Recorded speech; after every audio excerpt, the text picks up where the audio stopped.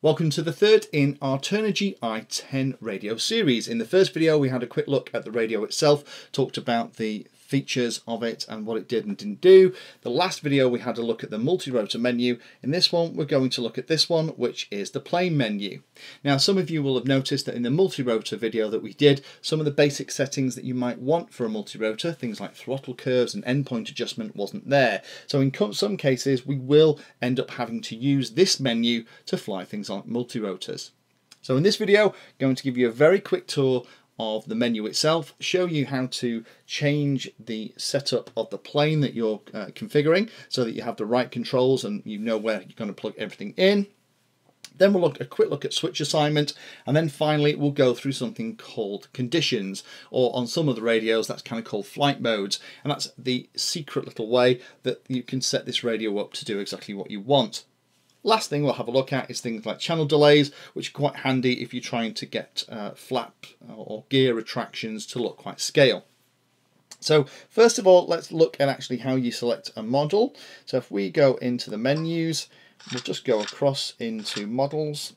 We'll select the model type, and again you can pick any one you want. You can change these names. We're going to pick model 2. We'll change the model type to be an airplane or glider. The radio will say, do you want to do it? We'll say yes. And then the first thing it does is ask us to tell it what kind of plane you're flying. Now you can change this at any time. This is the default as it comes up. Channel 3 will plug, the output 3 on the receiver will plug into the ESC on the model. Channel 1 is the aileron servo. Channel 4 is going to be the rudder servo, and channel 2 will be the elevator servo. So it's really nice and easy. That's one of the good parts about this radio. It's very simple to set up like that. If we wanted to do like a flying wing, then all we have to do is take the elevator off, take the rudder off, come back, and there we have our flying wing. Channel 3 for the ESC for the motor, and channel 1 is going to run both of the elevons. Now actually I don't want that, actually have a servo for each of the elevons. So now I'd plug in the control surfaces into channel 1 and channel 5 on the receiver, and my ESC into channel 3. So it's quite simple and straightforward to set up. So by playing with this you can very quickly get it so that you have all of the bits that you want. So there is a plane, something like a Bixler 2 that I fly regularly, where we have different flaps, we have the ailerons, we have the elevator, rudder, and all the bits and pieces. And here you can see exactly where you're going to plug everything in.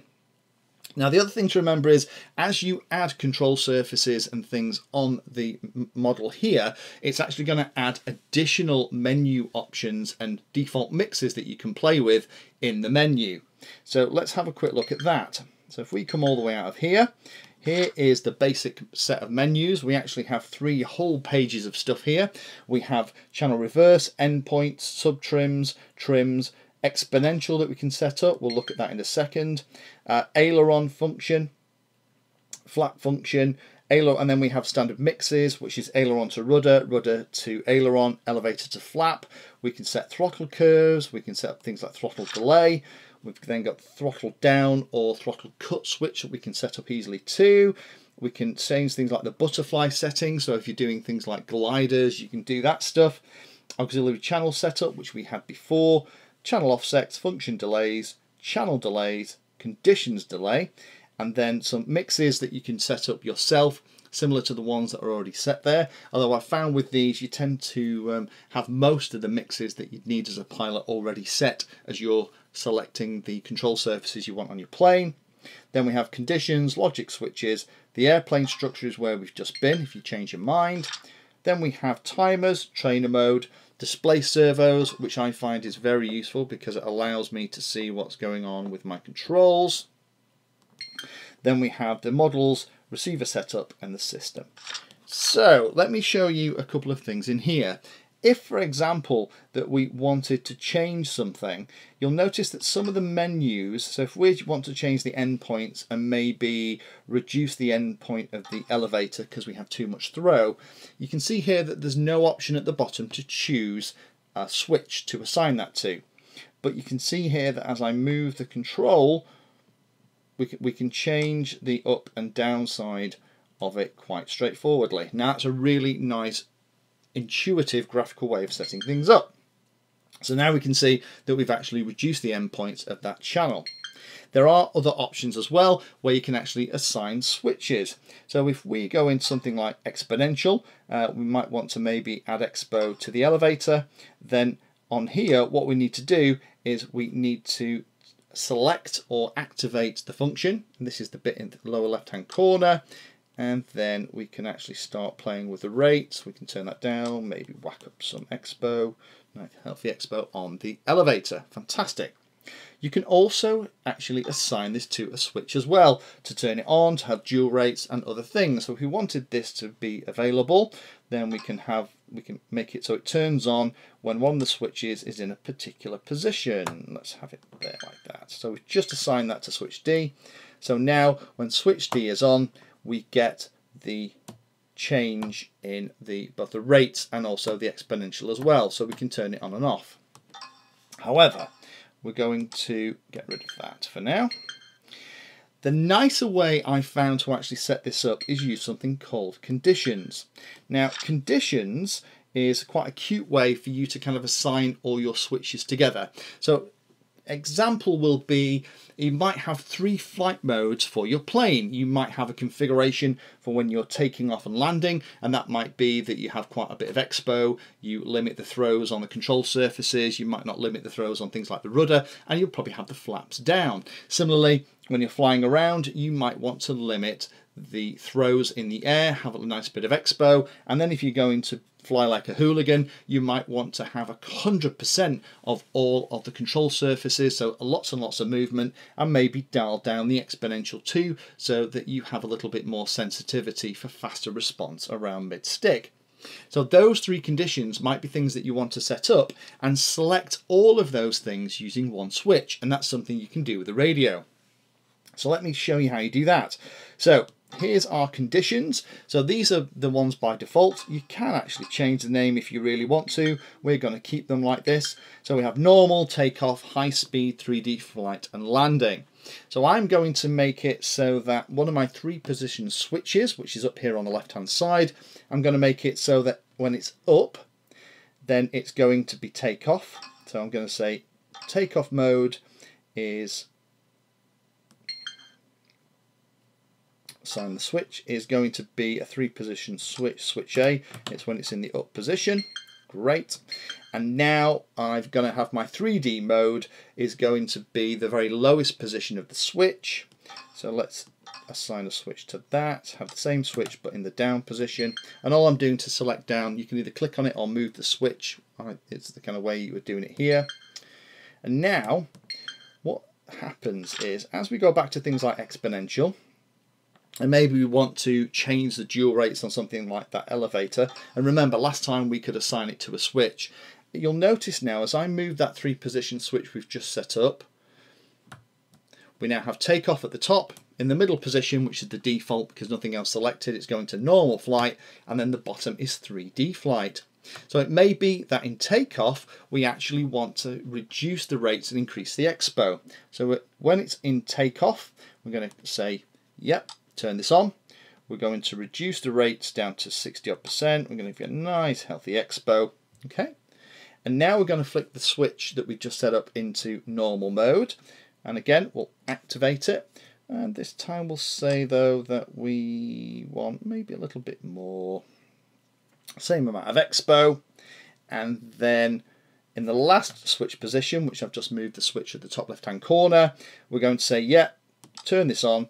All I want is a little bit of expo. There we go. So now, as I move the switch around from takeoff to normal to 3D flight, I've kind of got 3 ranges of position. So that's kind of dual rates and exponential all set up on one switch. And of course, we can do things like actually then go through and set that up for each of the controls that we're interested in. The other thing that you can do, of course, is then try and set up some of your other auxiliary channels. So we can go into the flat function, okay, and we can actually assign the flat function to a switch as well. Now, the way this radio works, this is where it doesn't quite work as you'd quite expect it to. Here is my 3 positions, takeoff, normal, and 3D flight. what we're going to do is we're going to select the switch position for takeoff, which we can have multiple things programmed to the same switch position. So I'm going to say, give me a switch, give me the same switch in the up position, which is takeoff. There we go. So now what should happen is if I just jump into servos, let's see what we've done.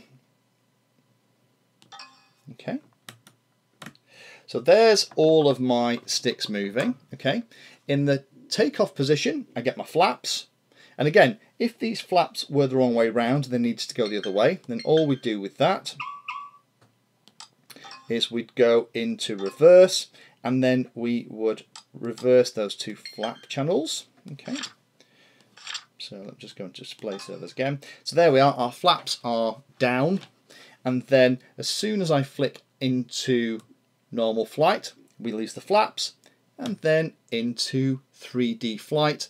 And there we are, we're moving around and flying brilliantly. Yep, fantastic, everything's working. So if I go back into land, I immediately get my flaps again. Now we can also, of course, add different functions as well. So say for example we had landing gear on this craft and we had a servo in each wing that would drop down some landing gear from under the wings. We could add those, of course, like we did before. So we'll go into the auxiliary channels. We only have 3 auxiliary channels left. You can see even with a 10-channel radio, with a complicated plane, you start to run out quite quickly. We're going to have auxiliary 1. We're going to call it something like gear right. We're going to assign that to a control. Let's put it on something like switch C down.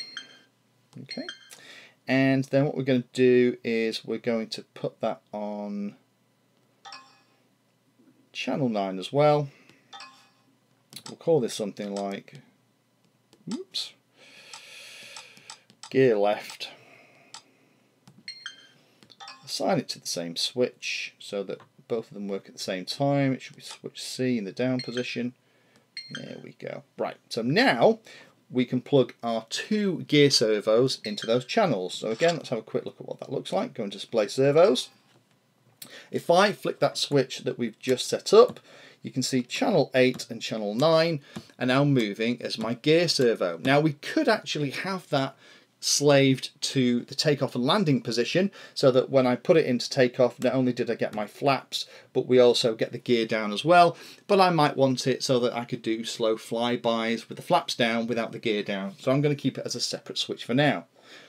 One of the things that you can do with this is you can change the speed that the channels change the values at. And what I mean by that is, say for example that we had a scale plane here and we've got maybe it's a Spitfire that we're flying, and we want the gear not to just shoot down as soon as the servos are activated, but to come down a little bit more slowly and maybe not at exactly the same speed, so it looks a little bit more scale.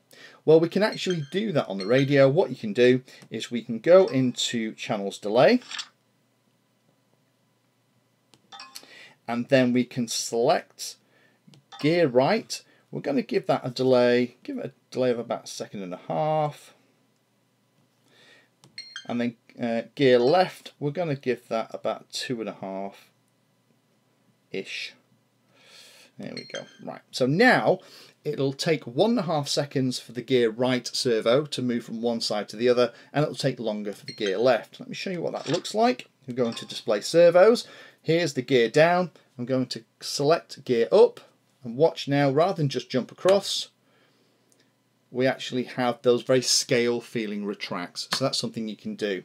Unfortunately on this radio you can't do the advanced kind of programming that you can do on some of the other higher end computer radios, where you can have it so that one of the channels will only happen when the other one has finished the movement, but that does mean that you can do some quite nice things, and you can slow channels down. So you could also do that potentially to the flaps channel, so that rather than it being a big jerk when you turned on the flaps, it moved quite slowly. So hopefully that helps those of you that have this radio that are looking to set this up, and we've gone through how you configure the plane, how you select the controls that you have. We've gone through then the switch assignment and how you can do some basic switch assignment, which we also then did for the landing gear.